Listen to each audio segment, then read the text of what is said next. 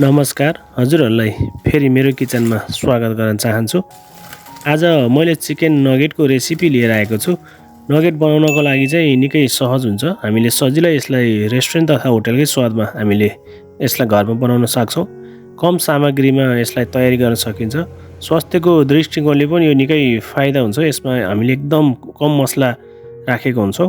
आउनुहोस् मिलेर सुरु गरौँ यसको सामग्रीबाट। सुरुमा हामीलाई चिकन चाहिन्छ। मैले हाफ केजी चिकन बोनलेस गरेर लिएको छु। यो छातीको भाग चिकन लिएको छु मैले। हजुरहरूले दुवै मिसाएर लिन सक्नुहुन्छ। चिकनलाई चाहिँ हामीले चक्कुको सहायताले पनि किमा गरेर लिन सक्छौँ।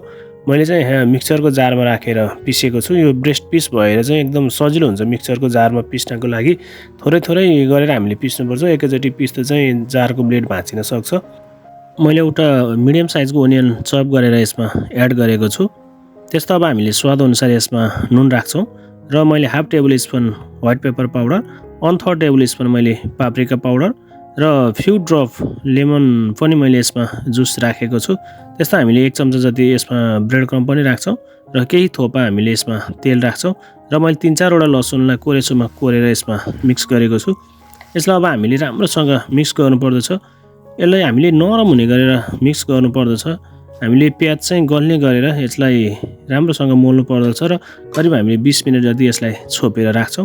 र एउटा कचौरामा चाहिँ मैले 2 चम्चा 2.5 चम्चा जति मैदा राखेको छु। यसमा हामीले थोरै पानी राख्दै यसलाई हामीले ब्याटर तयारी गर्नुपर्दछ। ब्याटर बनाउनको लागि चाहिँ हामीले एकैचोटि पानी राख्न हुँदैन। थोरै थोरै पानी राख्दै हामीले ब्याटर तयारी गर्नुपर्छ। एकैचोटि पानी राख्यो भने चाहिँ यसमा गिर्खा आउँछ, लम्स बस्न सक्छ। त्यसैले चाहिँ हामीले यसलाई थोरै थोरै पानी राख्दै ब्याटर यतिको बनाउनुपर्छ। यो ब्याटर चाहिँ हामीले अन्डाको ठाउँमा हो। हामीले अन्डालाई फिटेर पनि युज गर्न सक्छौँ। मैले चाहिँ अन्डा यसमा लेस गर्न लागेको छु, त्यही भएर चाहिँ मैले ब्याटर तयारी गरेको छु। र एउटा चपिङ बोर्डमा मैले प्लास्टिकको ऱ्यापिङ फोइल फिजाएको छु र यसरी चाहिँ हामीले नर्मल प्लास्टिक पनि राख्न सकिन्छ। मैले चाहिँ ऱ्यापिङ फोइल राखेको छु र अघिको किमालाई चाहिँ मैले यसमा फिजाएको छु। यसलाई अब मैले दुवै हातको मद्दतले यो बोर्डभरि बनाएर मैले फिजाउने छु र अब हामीले यसमा माथिबाट अर्को फेरि प्लास्टिकको ऱ्याप राखेर एउटा बेलनाको सहायताले मैले अझै यसलाई पुरै फैलाउने छु। यसरी नै हजुरहरूले फैलाउन सक्नुहुन्छ। नर्मल पोलिथिन ब्याग पनि हामीले काटेर युज गर्न सकिन्छ। यसरी हामीले राम्रोसँग यसलाई फिजाइसकेपछि एउटा चक्कुको मद्दतले यसको हामीले सबै पाटालाई राम्रोसँग मिलाउने छौँ।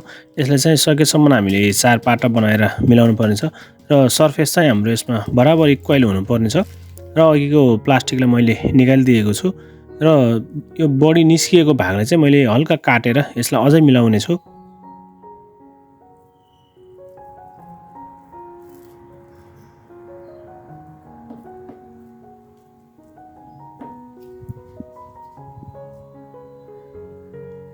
यसलाई चाहिँ अब हामीले क्युब कटमा काट्नेछौँ। पहिला चाहिँ हामीले यस्तो काट्यौँ। अब यसलाई हामीले बिस्तारै एउटा एउटा गरेर क्युब काट्नेछौँ र सेप चाहिँ क्युब नै हुनुपर्छ भन्ने छैन। हामीले जुनसुकै सेपमा पनि यसलाई काट्न सकिन्छ। यो मैले क्युबमा काटेको छु। यसलाई रेक्ट्याङ्गल अनि हामीले यसलाई डायमन्ड पनि गर्न सक्छौँ। हामीले यसलाई ट्रायङ्गल पनि काट्न सक्छौँ। साइजले चाहिँ खासै त्यस्तो सेपले फरक पर्दैन। र काटिसकेपछि अब हामीले यसलाई सुरुमा चाहिँ मैदाको कोटिङ लगाउने छौँ र अघिको हामीले ब्याटरमा यसलाई राख्नेछौँ। खासमा चाहिँ हामीले अन्डा फिटेर अन्डामा राख्नु पर्ने थियो, तर मैले चाहिँ अन्डा लेस गर्न लागेकोले यो ब्याटर तयारी गरेको थिएँ। यसरी ब्याटरमा राख्यौँ र अब हामीले लास्ट कोटिङ चाहिँ हामीले ब्रेड क्रम्बमा गर्नेछौँ। ब्रेड क्रम्बमा राम्रोसँग हामीले कोटिङ गरिसकेपछि यसलाई चाहिँ अब निकालेर हामीले एउटा प्लेटमा राख्नुपर्ने हुन्छ। मैले यसलाई अब एउटा प्लेटमा राख्नेछु।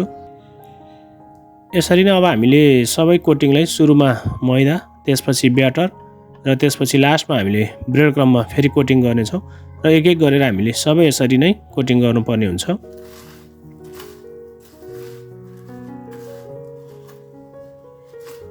ब्रेड क्रम्ब चाहिँ हामीले सुपर मार्केटमा सजिलै किन्न पाइन्छ। यदि हामीले घरमा बनाउन चाहेको खण्डमा चाहिँ हामीले नर्मल ब्रेड ल्याएर यसलाई धुलो बनाएर अनि हामीले घाममा सुकाएर पनि यसलाई बनाउन सकिन्छ र रेडिमेड ब्रेड क्रम्ब पनि सजिलै मार्केटमा किन्न पाइन्छ। हजुरहरूले देख्न सक्नुहुन्छ।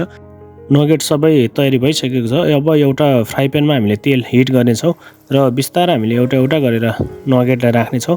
हामीले सुरुमा नगेटलाई फ्राई गर्दा चाहिँ अलिकति लो फ्लेममा फ्राई गर्नुपर्ने हुन्छ र यो हल्का गोल्डन ब्राउन कलर आइसकेपछि यसलाई चाहिँ हामीले ग्यासको फ्लेम हल्का फेरि बढाएर हामीले लास्टमा निकाल्ने बेलामा चाहिँ हाई फ्लेममा बनाएर निकाल्नेछौँ।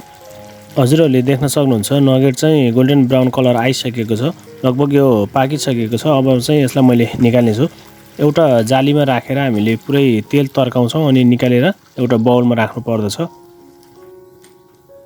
हामीले राम्रोसँग तेल तर्किसकेपछि चाहिँ एउटा बाउलमा राख्छौँ र बाँकी नगेट चाहिँ हामीले क्रमशःसँग फेरि फ्राई गर्नेछौँ एउटा एउटा गरेर। सुरुमा लो फ्लेम, त्यसपछि हल्का ब्राउन कलर भएपछि हामीले मिडियम फ्लेम र हाई फ्लेम गरेर हामीले फेरि निकाल्नेछौँ। हाम्रो सबै नगेट तयारी भइसकेको छ। आजको भिडियो हजुरहरूलाई कस्तो लाग्यो? मन परेमा लाइक, सेयर र कमेन्ट गर्न पनि नभुल्नु होला र मेरो च्यानलमा हजुरहरू नयाँ हुनुहुन्छ भने च्यानललाई सब्स्क्राइब पनि गरिदिनु होला। आगामी दिनहरूमा पनि नयाँ भिडियोको रेसिपी लिएर अवश्य आउनेछु। त्यतिन्जेलसम्मको लागि हजुरहरूसँग बिदा चाहन्छु। हजुरहरूको दिन शुभ रहोस्। धन्यवाद।